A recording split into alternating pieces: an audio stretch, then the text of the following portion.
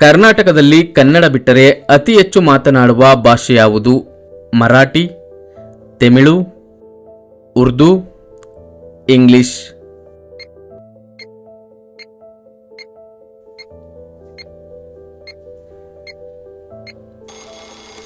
ಸರಿಯಾದ ಉತ್ತರ ಉರ್ದು.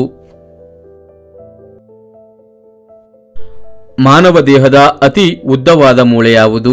ಫೀಮರ್, ಪಕ್ಕೆಲುಬು, ಬೆನ್ನುಮೂಳೆ, ಮಣಿಕಟ್ಟು.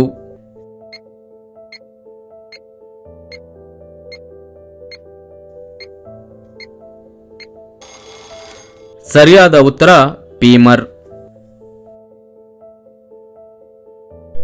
ಯಾವ ದೇಶದಲ್ಲಿ ಒಂದೇ ಒಂದು ನ್ಯೂಸ್ ಚಾನೆಲ್ ಕೂಡ ಇಲ್ಲ?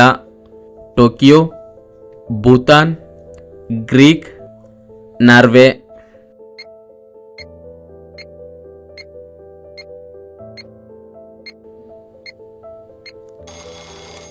ಸರಿಯಾದ ಉತ್ತರ ಗ್ರೀಕ್. ರೈಲಿನಲ್ಲಿ ಪ್ರಯಾಣಿಕರು ಎಷ್ಟು ಕೆಜಿ ಲಗೇಜ್ ತೆಗೆದುಕೊಂಡು ಹೋಗಬಹುದು? 70 ಕೆಜಿ, 100 ಕೆಜಿ, 80 ಕೆಜಿ, 30 ಕೆಜಿ.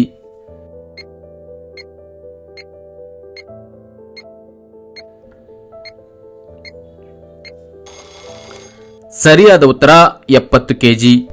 ವೀಕ್ಷಕರೇ, ರೈಲಿನಲ್ಲಿ ಓಡಾಡುವ ನಿಮಗೆ ರೈಲಿನಲ್ಲಿ ಎಷ್ಟು ಕೆಜಿ ಲಗೇಜ್ ತೆಗೆದುಕೊಂಡು ಹೋಗಬಹುದು ಎಂಬುದು ಗೊತ್ತಿದೆಯಾ? ಪ್ರಯಾಣಿಕರ ಸಂಖ್ಯೆಗಿಂತ ಲಗೇಜ್ ಸಂಖ್ಯೆ ಹೆಚ್ಚಿರುವುದರಿಂದ ಲಗೇಜ್ ಮಿತಿಯನ್ನ ರೈಲ್ವೆ ಇಲಾಖೆ ನಿರ್ಧರಿಸುತ್ತದೆ. ಆದರೆ ಹೆಚ್ಚಿನ ಪ್ರಯಾಣಿಕರಿಗೆ ಲಗೇಜ್ ಮಿತಿಯ ಬಗ್ಗೆ ತಿಳಿದಿಲ್ಲ. ನೀವು ರೈಲಿನ ಮೊದಲ ಎಸಿ ಕೋಚಿನಲ್ಲಿ ಪ್ರಯಾಣಿಸಿದರೆ ನೀವು 70 ಕೆಜಿ ತೂಕದ ಲಗೇಜ್ ಸಾಗಿಸಬಹುದು. ಇದಕ್ಕಿಂತ ಹೆಚ್ಚಿನ ಸಾಮಾನುಗಳನ್ನು ಇಟ್ಕೊಂಡು ರೈಲಿನಲ್ಲಿ ಪ್ರಯಾಣಿಸಲು ಬಯಸಿದರೆ ನೀವು ಮೊದಲೇ ಕಾಯ್ದಿರಿಸಬೇಕು. ರೈಲಿನ 3ನೇ ಎಸಿ ಕೋಚ್ನಲ್ಲಿ ಪ್ರಯಾಣಿಸಿದರೆ ಕೇವಲ 40 ಕೆಜಿ ಲಗೇಜ್ ತೆಗೆದುಕೊಂಡು ಹೋಗಬಹುದು. ಸೆಕೆಂಡ್ ಎಸಿ ಕೋಚ್ನಲ್ಲಿ ಈ ಮಿತಿಯನ್ನ 50 ಕೆಜಿಗೆ ಫಿಕ್ಸ್ ಮಾಡಲಾಗಿದೆ. ಸ್ಲೀಪರ್ ಕ್ಲಾಸ್ನಲ್ಲಿ ಪ್ರಯಾಣಿಸುವ ಪ್ರಯಾಣಿಕರು 40 ಕೆಜಿಯಷ್ಟು ಲಗೇಜ್ ಸಾಗಿಸಬಹುದು. ಇದಕ್ಕಿಂತ ಹೆಚ್ಚಿನ ಲಗೇಜ್ನೊಂದಿಗೆ ಪ್ರಯಾಣಿಸಿದರೆ ರೈಲ್ವೆ ನಿಯಮಗಳ ಪ್ರಕಾರ ದಂಡ ವಿಧಿಸಲಾಗುತ್ತದೆ. ಚೆನ್ನಾಗಿ ನಿದ್ರೆ ಬರಲು ನಾವು ಏನನ್ನ ಸೇವಿಸಬೇಕು? ಒಣದ್ರಾಕ್ಷಿ, ಬಾದಾಮಿ, ಪಿಸ್ತಾ, ಗೋಡಂಬಿ.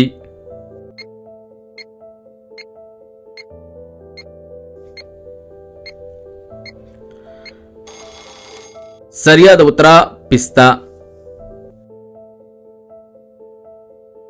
ಜೋಳದ ರೊಟ್ಟಿ ತಿನ್ನುವುದರಿಂದ ಏನಾಗುತ್ತದೆ? ರಕ್ತ ಪರಿಚಲನೆ, ಹೃದಯ ಸಮಸ್ಯೆ ಮಾಯ, ಸಣ್ಣ ಆಗ್ತಾರೆ, ತೂಕ ಕಡಿಮೆ.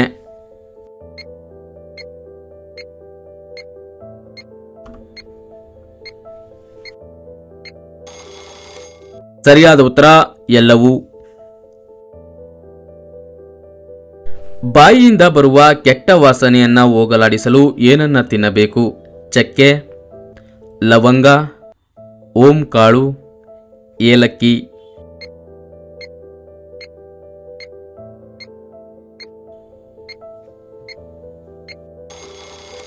ಸರಿಯಾದ ಉತ್ತರ ಓಂ ಕಾಳು.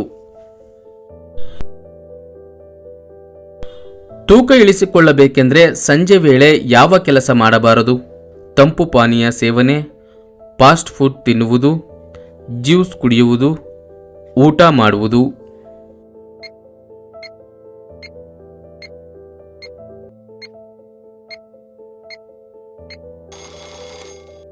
ಸರಿಯಾದ ಉತ್ತರ ತಂಪು ಪಾನೀಯ ಮತ್ತು ಫಾಸ್ಟ್ ಫುಡ್ ಸೇವನೆ. ವೀಕ್ಷಕರೇ, ಹೆಚ್ಚಿನವರಿಗೆ ತೂಕ ಇಳಿಸಿಕೊಂಡು ಸ್ಲಿಮ್ ಆಗಿ ಕಾಣಬೇಕೆಂಬ ಬಯಕೆ ಇರುತ್ತದೆ. ಇದಕ್ಕಾಗಿ ಏನೇನೋ ಸರ್ಕಸ್ ಮಾಡುತ್ತಾರೆ. ಹಾಗಾದ್ರೆ ತೂಕ ಇಳಿಕೆಗೆ ನಮ್ಮ ಆಹಾರದಲ್ಲಿ ಯಾವ ಬದಲಾವಣೆ ಮಾಡಬೇಕು? ತೂಕ ಇಳಿಸಲು ಬಯಸುವವರು ಮುಖ್ಯವಾಗಿ ತಮ್ಮ ಆಹಾರ ಕ್ರಮದಲ್ಲಿ ಬದಲಾವಣೆ ಮಾಡಿಕೊಳ್ಳಬೇಕು.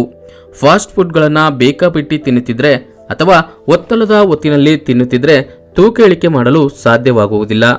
ಒಂದು ವೇಳೆ ತೂಕ ಇಳಿಕೆ ಮಾಡಲು ಪ್ರಯತ್ನಿಸುತ್ತಿದ್ರೆ ಸಂಜೆ ವೇಳೆ ತಂಪು ಪಾನೀಯಗಳನ್ನು ಸೇವಿಸುವುದನ್ನು ಬಿಡಬೇಕು. ಇದರಲ್ಲಿರುವ ಕೃತಕ ಸಿಹಿಕಾರಕ ಮತ್ತು ಸೋಡಾ ಅಂಶ ದೇಹಕ್ಕೆ ಖಂಡಿತ ಒಳ್ಳೆಯದಲ್ಲ.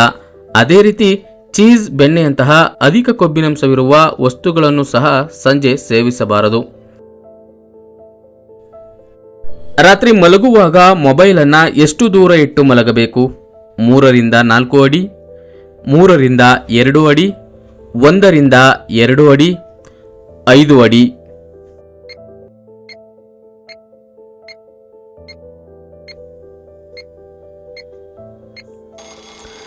ಸರಿಯಾದ ಉತ್ತರ 3 ರಿಂದ 4 ಅಡಿ. ಹೆಚ್ಚಾಗಿ ಪೇನ್ ಕಿಲ್ಲರ್ ಮಾತ್ರೆ ಸೇವಿಸಿದ್ರೆ ಏನಾಗುತ್ತದೆ? ಮೂಳೆಗಳ ದುರ್ಬಲ, ಮೂತ್ರಪಿಂಡ ಹಾನಿ, ಹೃದಯ ಸಮಸ್ಯೆ, ಬೊಜ್ಜು ಬರುತ್ತದೆ.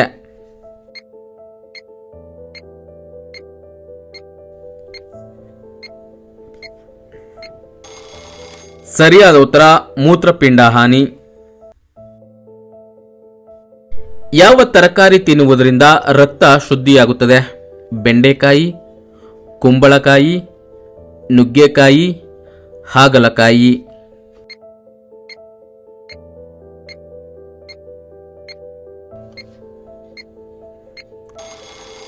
ಸರಿಯಾದ ಉತ್ತರ ಹಾಗಲಕಾಯಿ.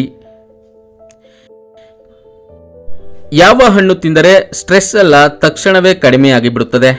ಕಲ್ಲಂಗಡಿ ಹಣ್ಣು, ಪಪಾಯಿ, ಬಾಳೆಹಣ್ಣು, ಸೇಬು.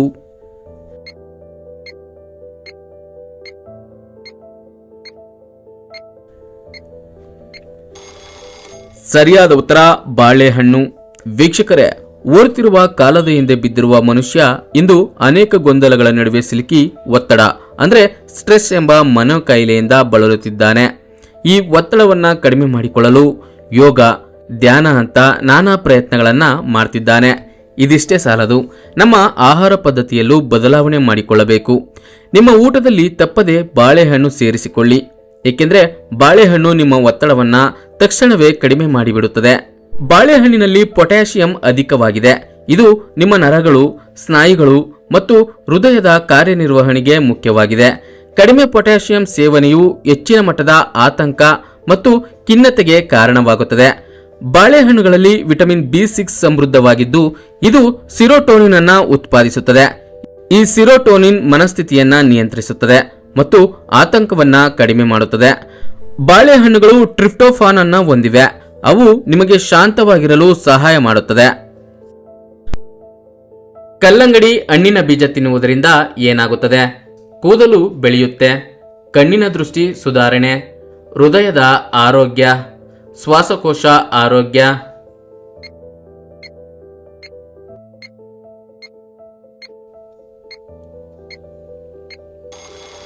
ಸರಿಯಾದ ಉತ್ತರ ಕೂದಲು ಬೆಳೆಯುತ್ತದೆ. ವೀಕ್ಷಕರೇ, ಈ ವಿಡಿಯೋ ಇಷ್ಟವಾಗಿದ್ರೆ ಒಂದು ಲೈಕ್ ಕೊಡಿ, ಯೂಸ್ಫುಲ್ ಅನ್ಸಿದ್ರೆ ಎಲ್ಲರಿಗೂ ಶೇರ್ ಮಾಡಿ, ಹಾಗೂ ನಮ್ಮ ಚಾನೆಲ್ಗೆ ಸಬ್ಸ್ಕ್ರೈಬ್ ಆಗಿಲ್ಲ ಅಂದ್ರೆ ಸಬ್ಸ್ಕ್ರೈಬ್ ಆಗಿ. ಎಲ್ಲರಿಗೂ ಧನ್ಯವಾದಗಳು.